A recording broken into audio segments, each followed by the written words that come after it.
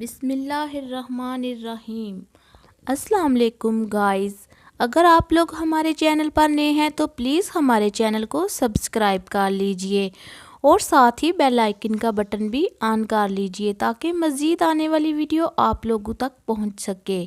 آپ صلی اللہ علیہ وآلہ وسلم کا طائف کا سفر۔ ابو طالب کے انتقال کے بعد قریش کھل کر سامنے آ گئے۔ ایک روز انہوں نے آپ کو پکڑ لیا۔ ہر شخص آپ کو اپنی طرف کھینچنے لگا اور کہنے لگا یہ تو وہی ہے جس نے ہمارے اتنے سارے معبودوں کو ایک معبود بنا دیا۔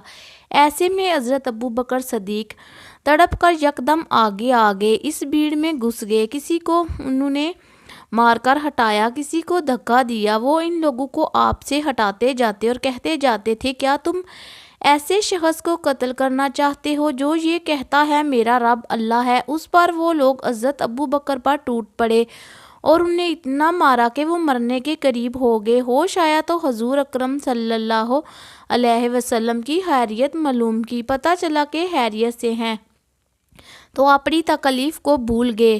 شوال 10 نبوی میں حضور اکرم صلی اللہ علیہ وآلہ وسلم طائف تشریف لے گئے۔ اس سفر میں صرف آپ کے غلام حضرت زید بن حارث ساتھ تھے۔ تو طائف میں ثقیف کا قبیلہ آباد تھا۔ آپ یہ اندازہ کرنے کے لیے طائف تشریف لے گئے کہ قبیلہ ثقیف کے دلوں میں بھی اسلام کے لیے کچھ گنجائش ہے یا نہیں۔ آپ یہ امید بھی لے کر گئے تھے کہ ممکن ہے یہ لوگ مسلمان ہو جائیں اور آپ کی حمایت میں اٹھ کھڑے ہوں۔ طائف پہنچ کر آپ نے سب سے پہلے اس قبیلے کے سرداروں کے پاس جانے کا ارادہ کیا۔ یہ 3 بھائی تھے، ایک کا نام عبدیہ لیل، دوسرے کا نام مسعود تھا، تیسرے کا نام حبیب تھا۔ ان تینوں کے بارے میں پوری طرح وضاحت نہیں ملتی کہ یہ بعد میں مسلمان ہو گئے تھے یا نہیں۔ بہرحال آپ نے ان تینوں سے ملاقات کی، آپ نے آنے کا مقصد بیان کیا، اسلام کے بارے میں بتایا، انہیں اسلام کی دعوت دینے کے ساتھ مخالفوں کے مقابلے میں ساتھ دینے کی دعوت دی۔ ان میں سے ایک نے کہا کیا وہ تم ہی ہو جسے خدا نے بھیجا ہے؟ ساتھ ہی دوسرے نے کہا تمہارے علاوہ خدا کو رسول بنانے کے لیے کوئی اور نہیں ملا تھا؟ اس کے ساتھ ہی تیسرا بول اٹھا خدا کی قسم میں تم سے کوئی بات چیت نہیں کروں گا، کیونکہ اگر تم واقعی اللہ کے رسول ہو تو تمہارے ساتھ بات چیت کرنا بہت خطرناک ہے۔ یہ اس نے اس لیے کہا تھا کہ وہ لوگ جانتے تھے کہ نبی کے ساتھ بحث کرنا بہت خطرناک ہے اور اگر تم نبی نہیں ہو تو تم جیسے آدمی سے بات کرنا زیب نہیں دیتا۔ آپ ان سے مایوس ہو کر اٹھ کھڑے ہوئے۔ ان تینوں نے اپنے یہاں کے اوباش لوگوں کو اور اپنے غلاموں کو آپ کے پیچھے لگا دیا۔ وہ آپ کے گرد جمع ہو گئے۔ رستے میں بھی دونوں طرف لوگوں کا ہجوم ہو گیا۔ جب آپ ان کے درمیان سے گزرے تو وہ بدبخت ترین لوگ آپ صلی اللہ علیہ وآلہ وسلم پر پتھر برسانے لگے، یہاں تک کہ آپ جو قدم اٹھاتے وہ اس پر پتھر مارتے۔ آپ کے دونوں پاؤں لہو لہان ہو گئے، آپ کے جوتے خون سے بھر گئے۔ جب چاروں طرف پتھر مارے گئے تو تکلیف کی شدت سے آپ بیٹھ گئے۔ ان بدبخت اوباشوں نے آپ کی بغلوں میں بازو ڈال کر آپ کو کھڑے ہونے پر مجبور کر دیا۔ جو ہی آپ نے چلنے کے لیے قدم اٹھائے وہ پھر پتھر برسانے لگے، ساتھ میں وہ ہنس رہے تھے اور قہقہے لگا رہے تھے۔ زید بن حارث کا یہ حال تھا کہ وہ آپ کو پتھروں سے بچانے کے لیے خود کو ان کے سامنے کر رہے تھے۔ اس حالت میں بھی انہیں آپ صلی اللہ علیہ وآلہ وسلم کی فکر تھی، اپنی کوئی پرواہ نہیں تھی۔ ان کے اتنے زخم آئے کہ سر پھٹ گیا۔ آخر آپ صلی اللہ علیہ وآلہ وسلم اس بستی سے نکل کر ایک باغ میں داخل ہو گئے۔ اس طرح ان بدبخت ترین لوگوں سے چھٹکارا ملا۔ آپ اور زید بن حارث اس وقت تک زخموں سے بالکل چور ہو چکے تھے اور بدن لہو لہان تھے۔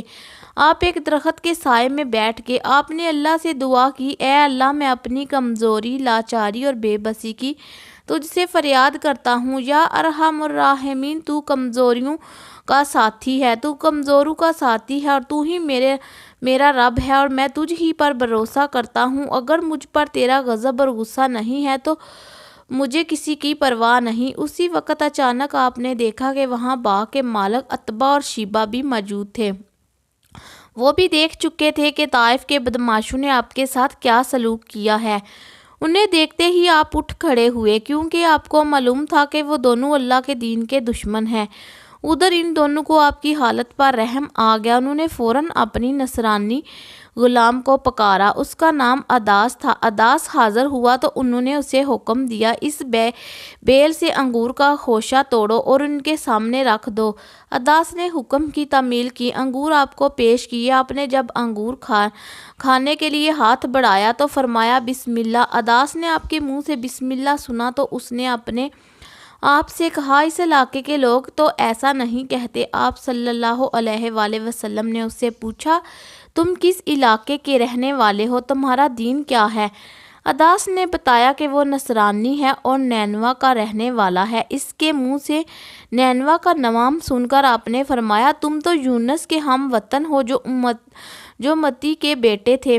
اداس بہت حیران ہوا، بولا آپ کو یونس بن متی کے بارے میں کیسے معلوم ہوا؟ خدا کی قسم جب میں نینوا سے نکلا تو وہاں 10 آدمی بھی ایسے نہیں تھے جو یہ جانتے ہوں کہ یونس بن متی کون تھے، اس لیے آپ کو یونس بن متی کے بارے میں کیسے معلوم ہو گیا؟ اس پر نبی اکرم صلی اللہ علیہ وآلہ وسلم نے فرمایا، وہ میرے بھائی تھے، اللہ کے نبی تھے اور میں بھی اللہ کا رسول ہوں۔ اللہ تعالیٰ ہی نے مجھے ان کے بارے میں بتایا اور یہ بھی بتایا کہ ان کی قوم نے ان کے ساتھ کیا سلوک کیا تھا۔ آپ کی زبان مبارک سے یہ الفاظ سنتے ہی اداس فوراً آپ کے نزدیک آ گیا اور آپ کے ہاتھوں اور پیروں کو بوسہ دینے لگا۔ باغ کے مالک عتبہ اور شیبہ دور کھڑے یہ سب دیکھ رہے تھے۔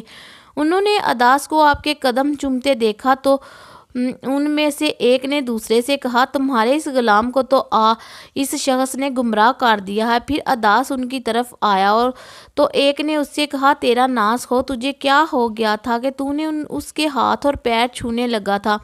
اس پر اداس بولا، میرے آقا، اس شخص سے بہتر انسان پوری زمین پر نہیں ہو سکتا۔ اس نے مجھے ایسی بات بتائی ہے جو کہ نبی بتا سکتا ہے۔ یہ سن کر عتبہ نے فوراً کہا، تیرا برا ہو، اپنے دین سے ہرگز مت پھرنا۔ ان اداس کے بارے میں آتا ہے کہ یہ مسلمان ہو گئے تھے۔ عتبہ اور شیبہ کے باغ سے نکل کر آپ قرن ثعلب کے مقام پر پہنچے۔ یہاں پہنچ کر آپ نے سر اٹھایا تو ایک بدلی آپ پر سایہ کیے نظر آئی۔ اس بدلی میں آپ کو جبرائیل نظر آئے۔ انہوں نے آپ سے کہا، آپ نے اپنی قوم یعنی بنی ثقیف کو جو کہا اور انہوں نے جو جواب دیا اس کو اللہ تعالیٰ نے سن لیا ہے اور مجھے پہاڑوں کے نگران کے ساتھ بھیجا ہے، اس لیے بنی ثقیف کے بارے میں جو چاہے اس فرشتے کو حکم دے۔ اس کے بعد پہاڑوں کے فرشتے نے ان حضرت صلی اللہ علیہ وآلہ وسلم کو پکارا اور عرض کیا، اے اللہ کے رسول، اگر آپ چاہیں تو میں ان پہاڑوں کے درمیان اس قوم کو کچل دوں یا انہیں زمین میں دھنسا کر ان کے اوپر پہاڑ گرا دوں۔ پہاڑوں کے فرشتوں کی بات کے جواب میں آپ صلی اللہ علیہ وآلہ وسلم نے فرمایا، نہیں، مجھے توقع ہے کہ اللہ تعالیٰ ان کی اولاد میں ضرور ایسے لوگ پیدا فرمائے گا جو اللہ تعالیٰ کی عبادت کریں گے اور اس کے ساتھ کسی کو شریک نہیں ٹھہرائیں گے۔ اس پر پہاڑوں کے فرشتوں نے جواب دیا، اللہ تعالیٰ نے جیسا آپ صلی اللہ علیہ وآلہ وسلم کو نام دیا ہے، آپ صلی اللہ علیہ وآلہ وسلم حقیقت میں رؤوف و رحیم ہیں، یعنی بہت معاف کرنے والے اور بہت رحم کرنے والے ہیں۔ طائف کے اسی سفر پر واپسی پر آپ صلی اللہ علیہ وآلہ وسلم کو 9 جنوں کا پاس سے گزر ہوا، وہ نصیبن کے رہنے والے تھے۔